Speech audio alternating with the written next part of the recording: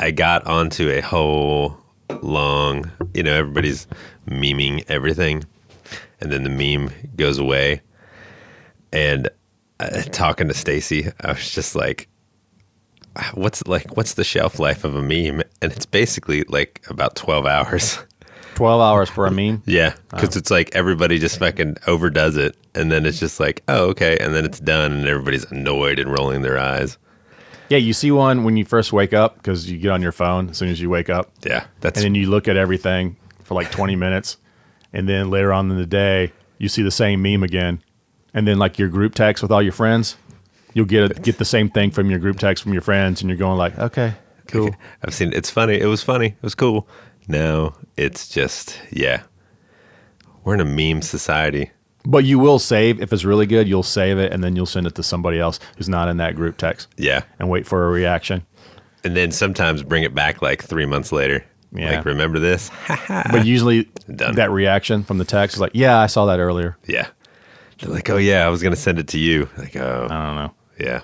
I got some classic Nashville jokes we haven't discussed. Ooh. Some people probably know these, but we haven't really said it on this podcast yet. So it's the make sure I remember it.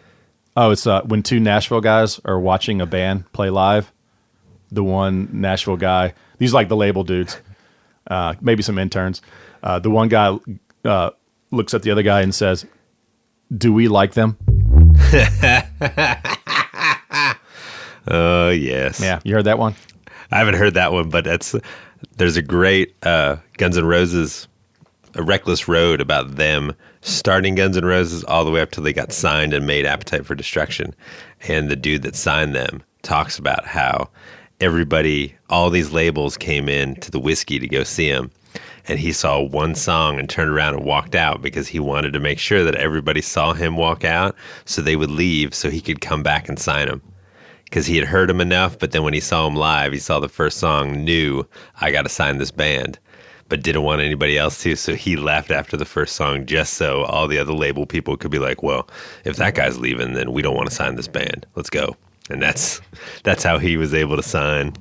Long gone are the days when bands got signed. Oh, yeah. And A&R people like worked them and worked for many years with a band. Yeah. Here's the other one before I forget. So yeah, you give your songs to dude at the label. You're trying to get a deal as an artist, and you give the songs to the guy, and then you come back a week or two later, and you ask him and say, hey, so what do you think of my songs? What do you think of my tunes? And the label guy goes, I don't know. Not everyone's heard it yet.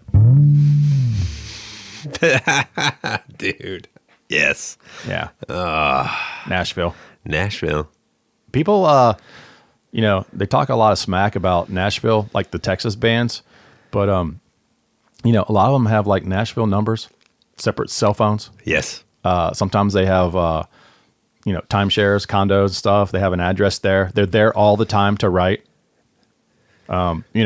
Their management's from there. Their business managers from there. Their accounting. A lot of stuff is Nashville based, yet it's Texas this and Texas that. And you're like, huh, interesting. I think somebody brought that up on Twitter. Somebody posted a thing about how all these Texas bands, their publicists come out from Nashville, Tennessee. Everything's headlined. Oh, yeah. Nashville, Tennessee. It's like, yep. Yeah, true story. Yeah. All right. Let's just get into this because, look, we did this Texas singer-songwriter thing, and I got a lot of flack, dude. But not like, you're wrong. No, it was like more. Yeah. You didn't identify a lot of other things. You let these dudes off the hook. You were too nice. You didn't go far enough. And, did we not go far enough? I guess we didn't. I think we said a lot of things that should be said. Everything more of just a teaching thing. Yeah. More of just, hey. But we can't, how long does you want this podcast to be? Yeah. Each episode, we can't do a 3-hour thing and this is therapy for me. Yeah, you're getting it out. I'm getting it out. This is good. When we leave here, Yeah. I feel better. Yeah. You're smiling. You're already smiling. Yeah, I'm smiling already. There's a lot of light here in this new Yellow Dog studio. It's a new place. What do you think about this? It's scenic. We've got 1,000 feet of river.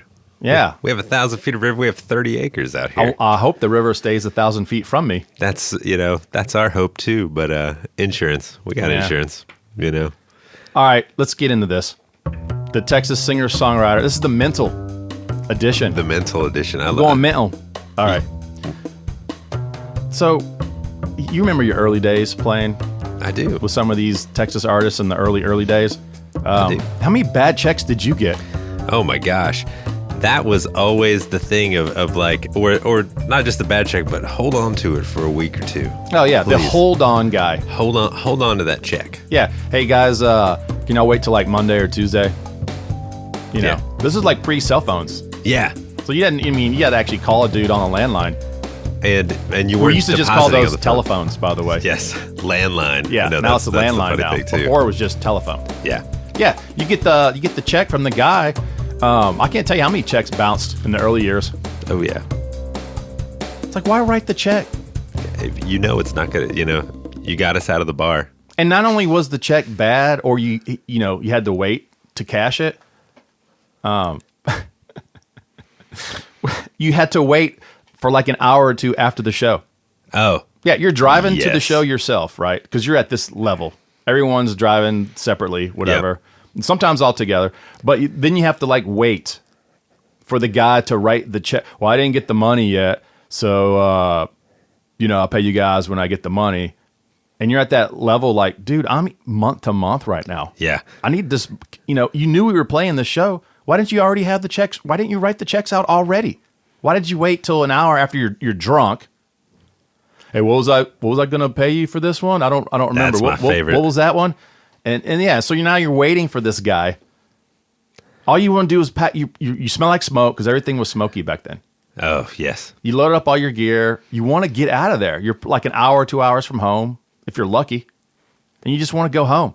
But no, you got to wait for this dude talking to whoever, and like, dude, can I get my check, bro?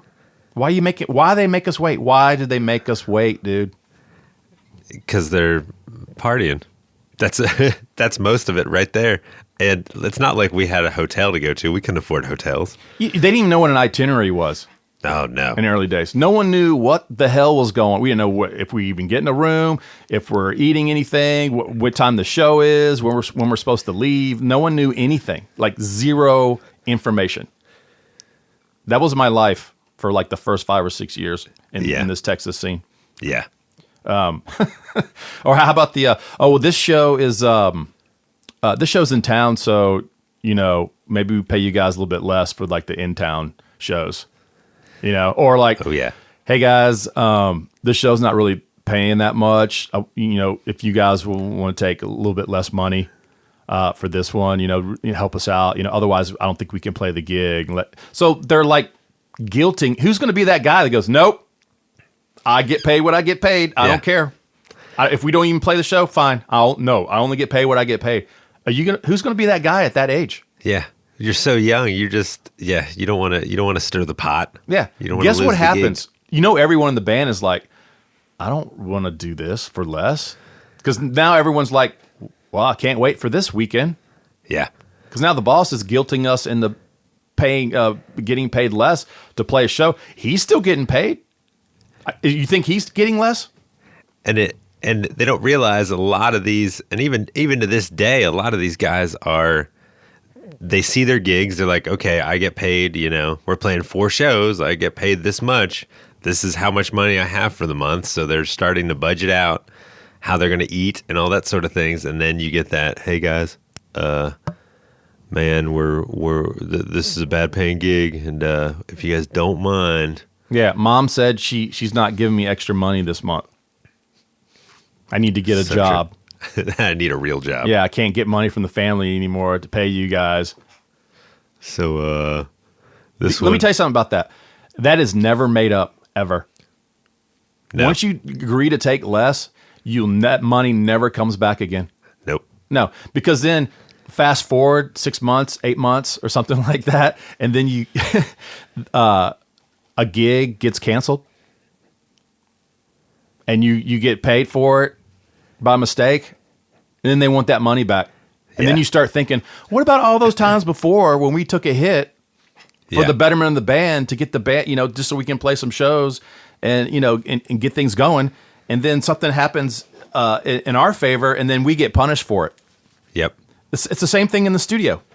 Now I'm off topic now. Oh, yes. We need like a sound for off topic. Be like, so when you're in the studio and the guy's like, hey, man, I can only pay you this amount for this one, dude. If you, if anything money comes up, I promise, dude, we'll pay more later. Never happens. yeah. Never works out in your favor. If you agree to do something less than what it is, don't ever expect to get the full amount ever again. Ever again. It never comes around.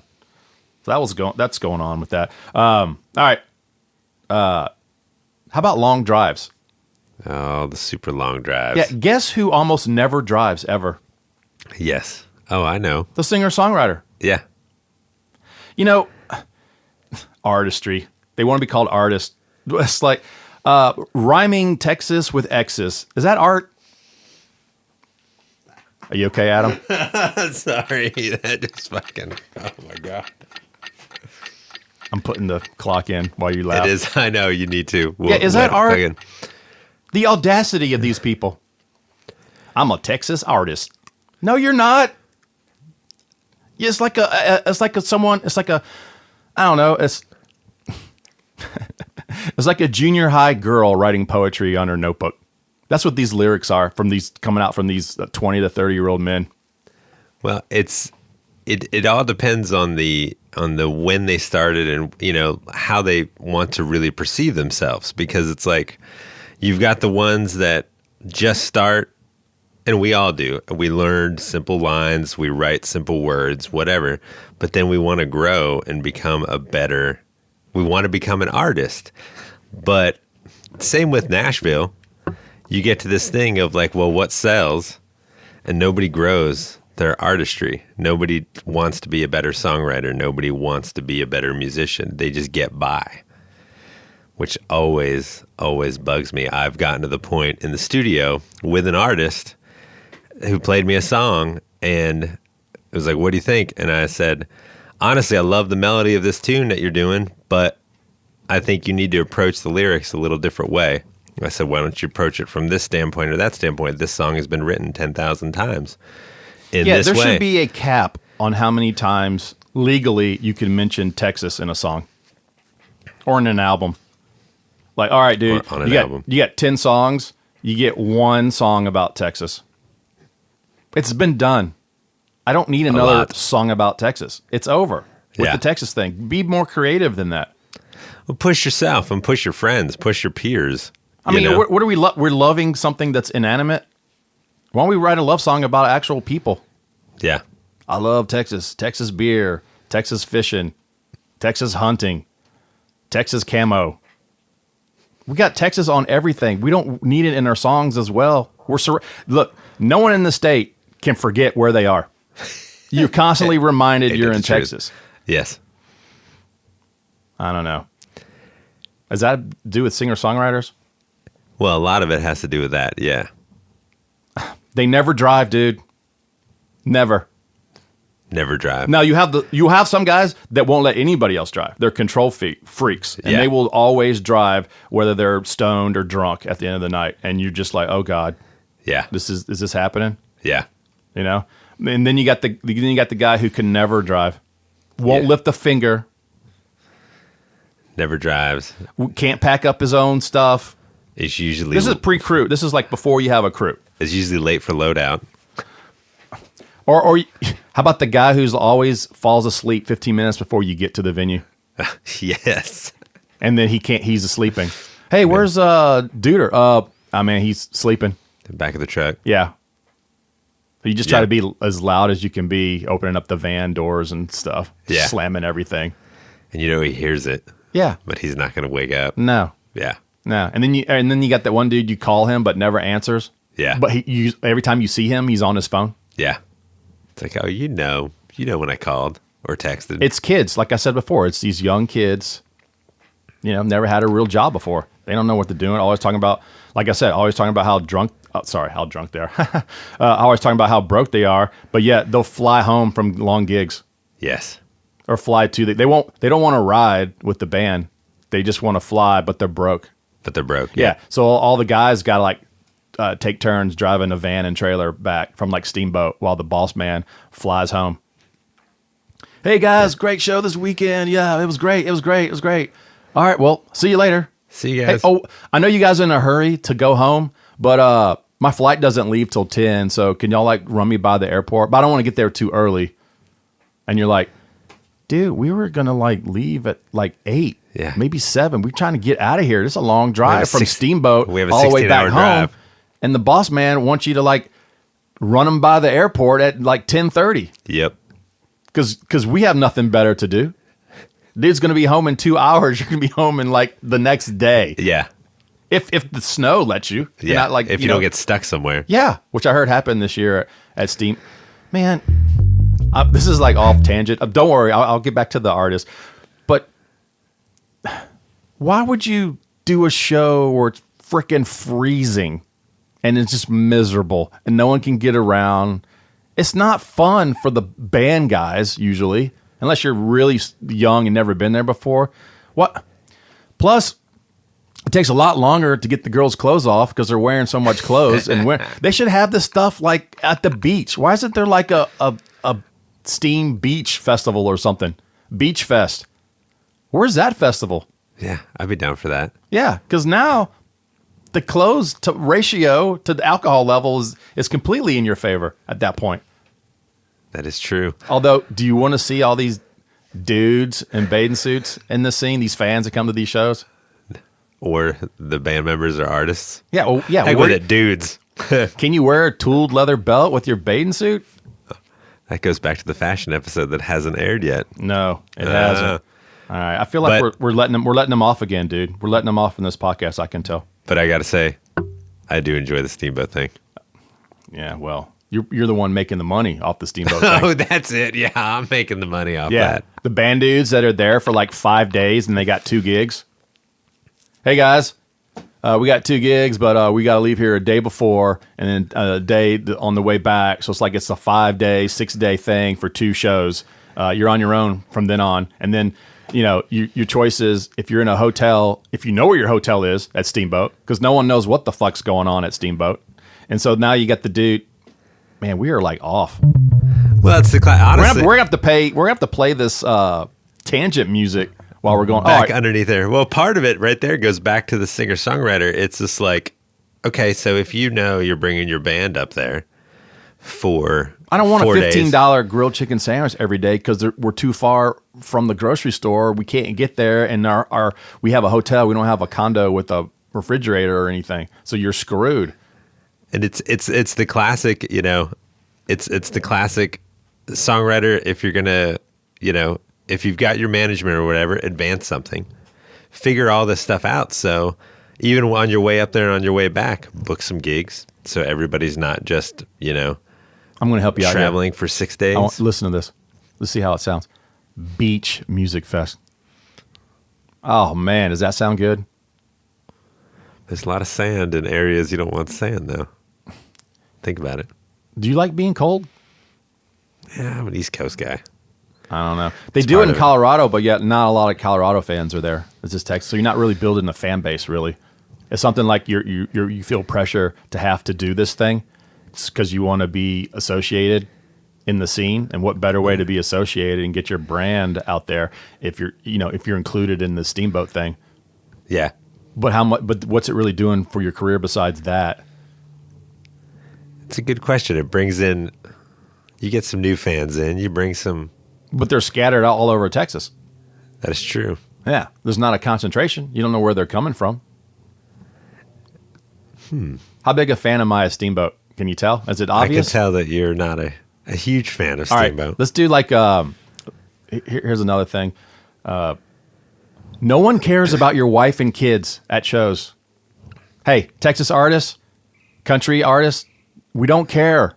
We come to the show to forget about our worries. We're working all week. I mean, you know, tell your story, sing your songs. I don't care. I'm here to get drunk. Yeah. You know, I got my cinch on. I'm ready to get out there and line dance to songs that you're not playing when the DJ plays them. And I don't want to hear and be reminded about wife and kids. Yeah. What? Who cares? No one cares about that. Stop with that. I get it. You're married. You have kids. You love your. Who's going to go? I hate my kids. Hey guys, I'm about to sing a song about how my life is ruined because I have kids. Because I had 3 kids. Yeah, and then when I go home, you know, I'm the band guy when I go home because my wife is the boss. Yeah. Yeah, no one wants to hear that. I've always wondered that. That was always a thing. Early on, when I started in this, you know, started making records and stuff with bands, there was different producers, you know, that I've worked with that were always trying to get the songwriters to be like, you know, are you playing bars every night? So why are you talking about this stuff? You know, why are you talking about on stage, you know? Yeah, the same thing, or they kids. bring the kid to the show and they're outside the stage and the whole show is ruined because all they're doing is looking over to the side. Or if they bring their friends and family and they're all on the side stage, then the whole show they're like always looking over there and, you know, looking at them and stuff like it's a distraction. Yeah. It's like the crowd's in front of you, dude. Yeah. What are you doing out there? So that thing kind of bothers. I don't know. Some people might think I'm a dick for saying stuff like that, but you know what? You know, you're here to engage with the crowd. That's ultimately what you were paid to do. You know, as the singer-songwriter, as the musicians, you're supposed to interact with those people in front of you. You know, that's why you were hired to come into this place. I don't know. As a guy who's still raising himself right now, I just, you know, I feel so free. Well, I was a child raised in bars. You know, my dad managed bands and did sound for bands and stuff like that. And I grew up in bars and stuff like that. And, you know, I love that I did because it became the person I became. But I was never put on a pedestal, never put on the priority. I sat in the back of the bar and would fall asleep in the very back and stuff, or in one of the cars and stuff like that, you know. But you mixed bands. And you hear the "I love my wife" and then the kids and all, and you're going like, "Man, you just killed the show." That's a law. Yeah, because you're still playing in front. You're playing in front of kids. Yeah. Like, oh, that dude's talking about. Oh, it's so cute. He's talking about his kids. Yeah. Yeah. We're here to party. No. Yeah, we're here to get. Yeah, dude. You know, get your show over with and let's get the wobble on. Put on the wobble. Here's the thing about the new artists. They learn industry terms for the first time. These are like what Texas country artists do on stage. Nashville does it all the time, and I think it's stupid there too. They learn these industry terms for the first time, and then they're constantly saying them to the crowd who has no idea what they're talking about. We just got 15 ads. Thank you, radio. We're at number 73 with a bullet, and the crowd's like, what the hell is that? Well, that's it. They don't understand. The crowd does not understand how radio works at all. They don't know there's a radio promoter. They don't understand. They just know they heard your song on the radio. That's all they know. Thank you, radio. It's like, hey, dude, that radio dude that brought you on, he left right after he brought you on. Yeah. He doesn't care. They're not staying for the whole show. It's the same when talking about, like, know who you're talking to when you're talking about, you know, like the studio side of things being, you know, oh, we cut it all analog. We did this, blah, blah, blah. You know, there's a small group of fans that understand what that means. But when you talk about it on stage, they don't know. They don't understand what analog is or digital or all that sort of stuff. They just know you went into a big place and recorded some music, and that's all they care about. This song, we co-wrote this with something. Like, no one knows who the guy is. Yeah. And you're like, dude, this isn't Nashville Songwriters Night. Well, that's it. Like, I mean, perfect example, like Dean Dillon, who has all those huge George Strait hits and all those big hits. Outside of us, nobody knows who Dean Dillon is. So when you're talking about it in a big show at a bar, nobody cares. Now, Songwriter Night at Cheatham Street or something, they'll know who Dean Dillon is because it's Songwriter Night.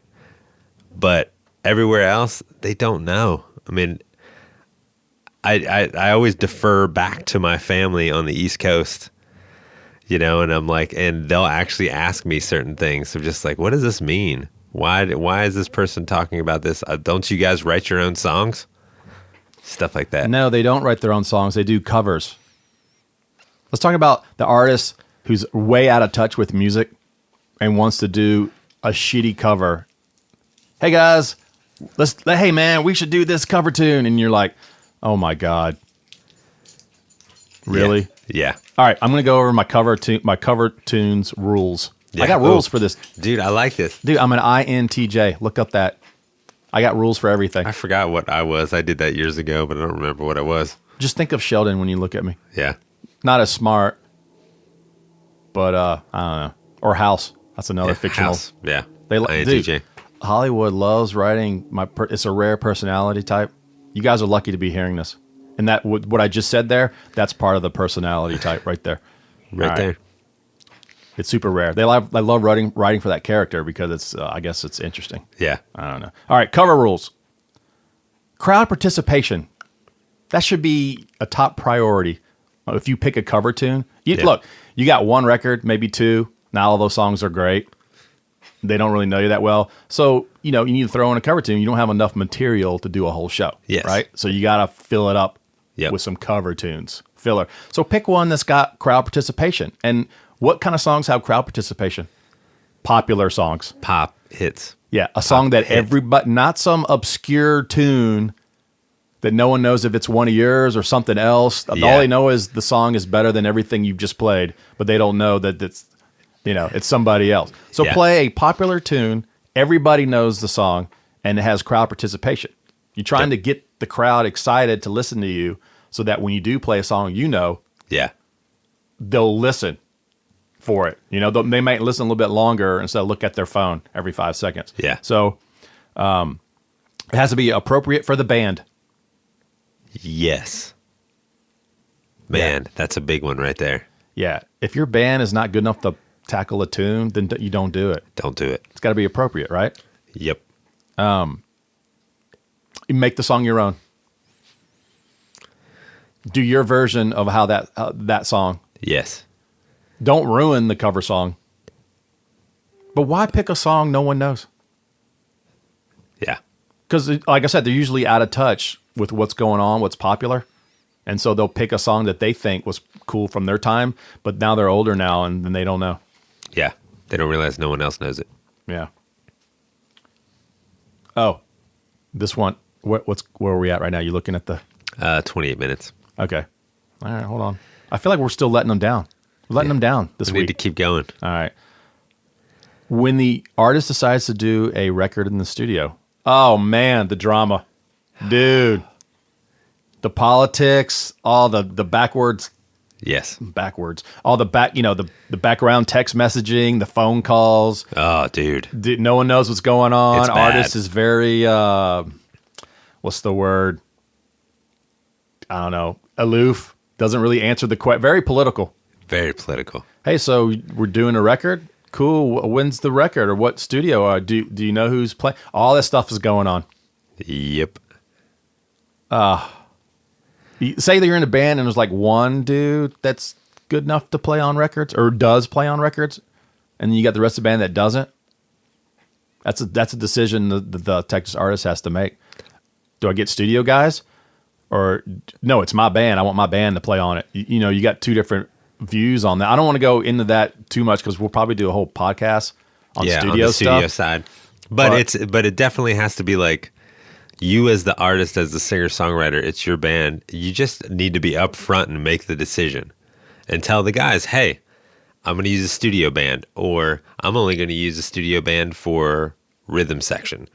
That sort of stuff. Just be upfront and honest rather than trying to, we're going to go, but I don't know when it's going to happen. And then all of a sudden on Instagram, you're posting that you're in the studio and you've got a guitar player that's like, what?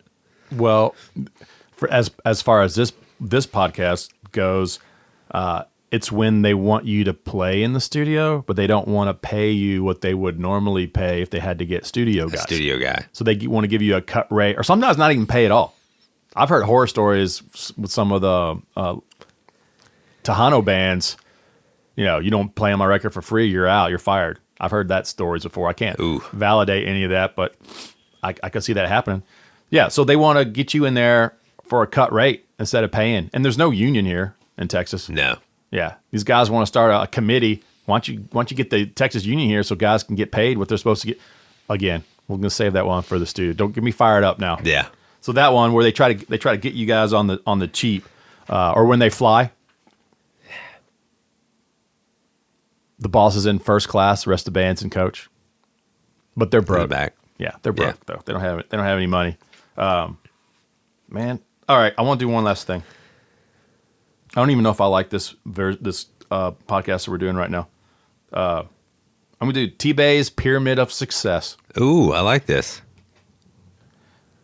I will say one thing before I start. I was kind of bashing on the guys who can't play, and they insist on playing. Yeah. I forgot I used to call that something back in the day, and a friend reminded me what I used to call it. What did you call it? A 6-string tambourine. Acoustic guitar on some of these guys. Yeah. 6-string tambourine. Yep. All right. Oh, and then also with radio, I heard another thing from some guys. See, I get like, no one's like doing reviews or anything, but I'm getting like text messages and phone calls of people saying, hey, how come you didn't say this? Or how come you didn't say that? And another one was the artist, as opposed to radio, they call him Friend of the Week. Friend of the Week. Yeah. Yeah. These guys are super fans or people who have blogs or radio people. You know, they think they're becoming friends with these Texas artists, but they just want their song up the chart, or they want something. Yeah, they want a cool. review. They want something. They want something like that, and then they end up being like Friends of the Week. You go see them later, and it's like they don't know you. Can't get you in the show. Don't have time for you after a show to say hi. Yeah. But that 1 week or two that they were calling you every 5 minutes and texting to see what was going on. We had tacos together. Yeah. Yeah. That thing. Oh, that happens on this side of it too. You don't have to be a radio promoter or a blogger. Studio guy gets that sometimes too. All right. Pyramid of success. Give it to me. Think of success as a pyramid. Okay. We all know what that shape is, right? Trapezoid is, right? Trapezoid? Is that what it is? Is it A 3D? I don't know. Yeah. Whatever it is, look it up. Stay in school, kids. Yeah, stay in school. Texas is like the 9th from the bottom in education. Let's not even go there. 9th from the bottom. We're gonna have an education episode. I might not do well on that. I came from East Coast schools to Texas in high school, and it was like, what? All right, let's get this thing going. All right, so look, down at the bottom, there's a lot of room. A lot of room. Yeah. So everyone can get up there pretty quick. There's a lot of people, but you're fighting to get up to the top. And as you get more successful, there's less room. There's less and less room, which means there's less and less people can be in that space, right? So you're climbing and climbing and climbing, but it's like king of the mountain. It takes a lot of work. So the more successful you get, the more work that you have to do. And I don't think people get that. Yeah, they go for the less work, more successful, less work. Well, they get that taste of success, and they coast. They take their foot off the gas and think they don't have to do as much. Yeah. Meanwhile, people are like racing back up. Like, I don't think that they realize how much work is involved. Like the work, wherever your level is right now, Texas artist, whatever you're doing each day to get your business going, that's the minimum. Yeah. You have to keep going. You have to do more, constantly do more and more and more to stay at the top, because there's no room at the top. So you have to work hard. Am I explaining myself over and over again here? I feel like I have to, because they're not getting it the first couple of times. That's the big thing. It's like, keep reiterating the fact that they need to work. There's no room at the top. It comes up to one small point where one person is there. Yes. And to stay up there is hard. Now you're balancing on one foot. There's no room to stand. And everyone else is trying to get to where you are. And what's really hard is that you're also trying to be an artist. And so you have to do both sides of it. You have to work hard on the business side of it, and you have to work hard at becoming a better artist to put out more product.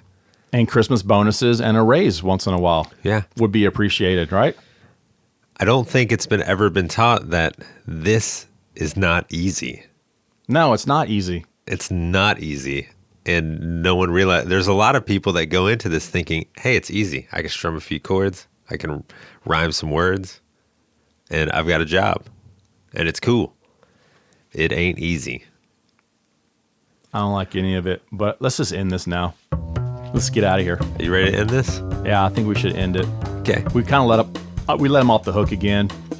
I think it's one of those things that it'll just continually build because we'll think of things because we've been doing this for a long time. You've been in this business longer than me. I get angry though. It's okay. Yeah. It's okay. Bad Truth Podcast. All the social media. We're on all the social media. Including iTunes. Now we're on iTunes. How about that? Feels good. You want to tell them what the holdup was? Oh, it was silly stuff. I just had to go through and check things and make sure that we were rated explicit and make sure. Are we explicit? Really? We drop an F-bomb every now and again. Exactly. We might as well use it if we are. If we're going to have the E on there, we might as well fucking use it. Yes, and it had to make sure the picture was the proper size because it has to be a 14 by 1400 whatever JPEG. I don't know. I was like, oh, the picture's the wrong size. Learning this the hard way. And nobody tells you that until you go deep into the... And now, the other thing that... Now we're just... Is this bitching about iTunes podcast? The every other podcast, YouTube, and all the Android stuff will have our season 1 episode, whatever, 7 subtitle, except for iTunes. So iTunes, now we have to embed that into just our basic description. Or we're doing seasons and episodes. Yeah. We're already, this is our filler episode, I think. Yeah. And like season 2 is already... It's not really moving the story along, but the writers got signed on for so many a season and they ran out of ideas. And so this is what this one is. Because they have the first 4 episodes, like that timelined out. They have how they're going to end it. And now they're like, we got to throw something in the middle. Network said, hey, you guys are doing great.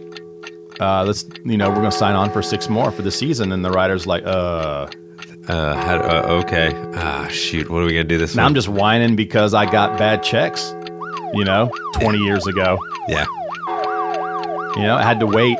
How many hours do you think I had to, of your time waiting to get a check at the end of a show in the early years? Well, how about the hours that I put in trying to, without cell phones, call that venue up to find out why the check went bad. I found out 3 days after I deposited it. Are you talking about from the venue? I'm talking about from the boss. Yeah. Oh, shoot. That's what I was talking about. Do we need to start over? No, we don't need to start over. No, it's from the boss. Like, it's waiting for the boss to actually write checks out of a checkbook. He had like the big ledger thing. The ledger checkbook. Yeah. Like he couldn't have done that before you got... That's what I was hoping. I don't think you're paying attention. I was thinking, man. Oh, I was paying attention. I was just thinking. I got stuck in Houston in 1999 in my head, and I was just like, oh. I think we need to switch places. I feel like I don't like looking at the water. I'm worried. You don't like the river? I want to go out there and measure it and see where it's at, and then see if an hour later it's moved. Yeah. Yeah, we can switch. We can swap spaces. We'll swap sides. We're gonna swap spaces, and we'll see you guys next time.